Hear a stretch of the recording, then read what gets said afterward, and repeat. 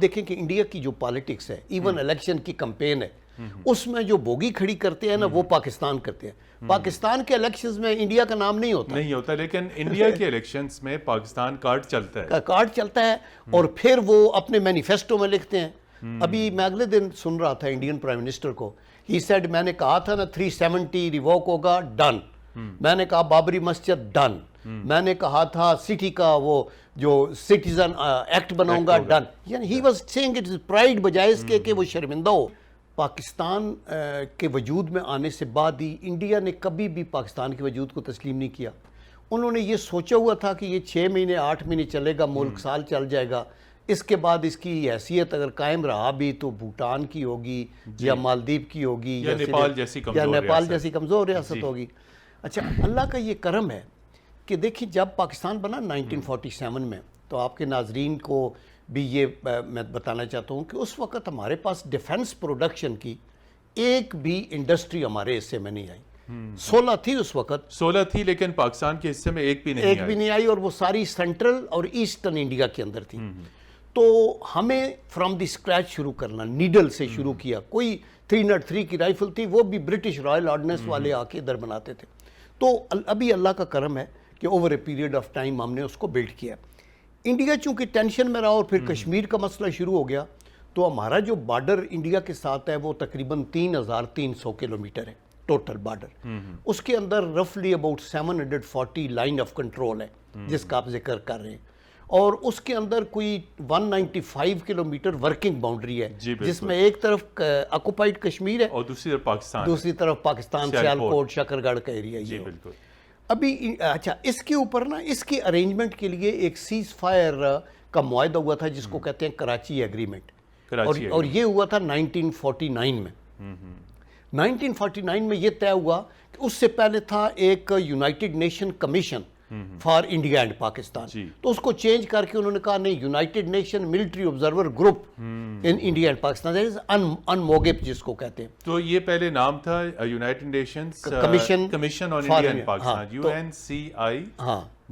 CIP. تو اس کے بعد یہ بنا دیا. ابھی ان کے 36 ملکوں کے آبزرور تھے. ان کا سردیوں کے اندر ہیڈ کوارٹر راولپنڈی میں اور گرمیوں میں سری نگر میں. تو یہ ادھر ان کی ڈیوٹی یہ ہے کہ جب کوئی وائلیشن ہو فوری طور پہ جائیں، انویسٹیگیٹ کریں، دیکھیں، اور انڈیا کو بھی بتائیں اور پرائم منسٹر آف پاکستان کو بھی بتائیں اور یونائٹڈ نیشن کو بھی رپورٹ کریں. ابھی انفارچونیٹلی انڈیا نے ان کا داخلہ بند کیا ہوا، ان کو آگے آنے ہی نہیں دیتے فیلڈ تو یہ تو اقوام متحدہ کی قراردادوں کی خلاف ورزی ہو گئی، کیونکہ ان ریزولوشنز کے نتیجے میں یہ فوجی مبصروں کا وفد تشکیل پایا اور ان کی مینڈیٹ تھی کہ آپ نے یہ کرنا.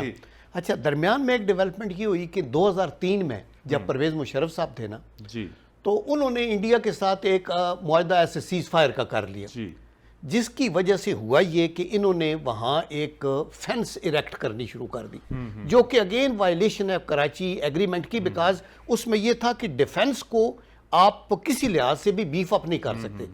اس سے پہلے یہ کرتے تھے نا تو ہم فائر کر کے توڑ دیتے تھے. لیکن جب یہ سیز فائر ہوئی تو 2003 میں ان کو موقع ملا. انہوں نے کیا کیا کہ 2004 دسمبر تک وہاں پہ انہوں نے باڑ لگا لی 550 کلومیٹر، 8 سے 12 فٹ اونچی، اور اس کے اندر بھی گیپ تھا، اور اس میں بجلی بھی چلائی، اس کے اندر تھرمل امیج کی بھی تھی، لینڈز بھی، الارم بھی، اس کے اندر کیمرے بھی لگا دیے. اور پھر اس کا مطلب یہ تھا کہ ہماری طرف سے تو کوئی وائلیشن کا تک ہی نہیں ہے. ابھی ساتھ ہی انڈیا نے اپنے جگہ چن کے تو پاکستان کے خلاف. اچھا، دوسرا ایک اور تین مسئلہ یہ ہے کہ پاکستان کے طرف سے مسلمانوں کی آبادی لائن آف کنٹرول کے بالکل ساتھ ساتھ ہے، وہ ہمارے ہیں، ملک ان کا ہے، ہم ان کو. انڈیا کی طرف سے انہوں نے ان کو دیس نکالا کیا کہ یہ جاسوسی کرتے ہیں. تو اس لیے جب وہ فائر کرتے ہیں تو ہماری سول آبادی براہ راست نشانے میں ہے. تو انڈیا نے اس بے حیائی کا مظاہرہ جو ہے نا بہت کرتا رہا ہے، لیکن ابھی جب سے یہ مودی کے آنے کے بعد تو اس نے یہ کہا میں ان کو سبق سکھاؤں گا، بیکاز وہ تو وجود سے انکاری ہے. تو دیٹ از دی ریزن کہ یہ بڑی ہیں. لیکن میں آپ کو یہ بتاؤں، چونکہ میں یہ United nation military observer group کے ساتھ بھی ایز اے لیزن آفسر کو 2 سال کام کرتا رہا، and I have been to all these field stations جو ان کے ہیں نا، بھمبر نیچے سیالکوٹ ہے پہلے، پھر بھمبر ہے، پھر کوٹلی ہے، پھر راولا کوٹ ہے، پھر استور ہے، سکردو ہے، تو میں ان پہ ساروں پہ گیا، ادھر بھی راجوڑی اور بارہمولہ اور یہ وہ سارے ان کا. تو یہ جو وائلیشنز ہیں ان کو یہ وہ چینج کرنے نہیں دے، لیکن پاکستان ہمیشہ اینٹ کا جواب پتھر سے دیتا رہا، اور ان کی جتنی بھی تقریباً جہاں انہوں نے وائلیشن کی ہے اس کا ان کو جواب ملا ہے. لیکن ہم یونائٹڈ نیشن کے ریزولوشن کی وائلیشن نہیں کرتے، ہم اپنے ڈیفنس میں فائر کرتے ہیں. تو یہ ابھی بڑی ہیں، اور یہ جب بھی انڈیا کے اندر کو مسئلہ ہوگا.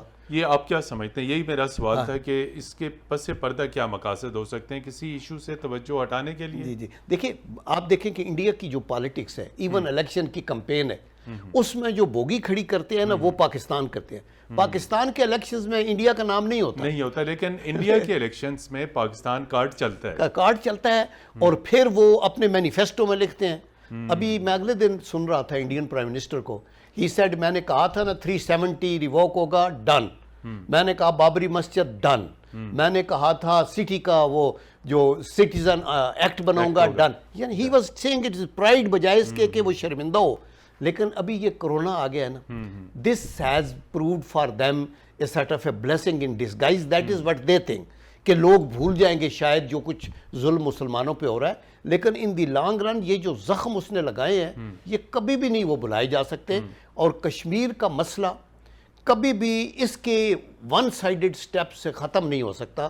یہ ایک مسئلہ ہے، جب تک کہ ان کو right of self determination U N O کی ریزولوشنز کے مطابق نہیں ملتا اس وقت تک یہ حل نہیں. لیکن اس میں جنرل صاحب آپ نے یہ دیکھا کہ کرونا کے اوپر بھی پاکستان پر دشنام ترازی، پاکستان کے خلاف زہریلا پروپیگنڈا، اور اس کو بھی پاکستان اور اسلام کے ساتھ جوڑ دیا گیا. یعنی وہاں پہ جو ہندوستان میں تبلیغی جماعت کے لوگ تھے انہیں سخت ترین سزائیں، ان کو گرفتار کر لیا گیا. اور پاکستان کے اوپر بھی کرونا کو ہندوستان میں داخل کرنے کا الزام، کہ آپ دیکھیے کہ بھارت جو ہے اخلاقی دیوالیے پن کی انتہائی تنزلی تک پہنچ چکا ہے.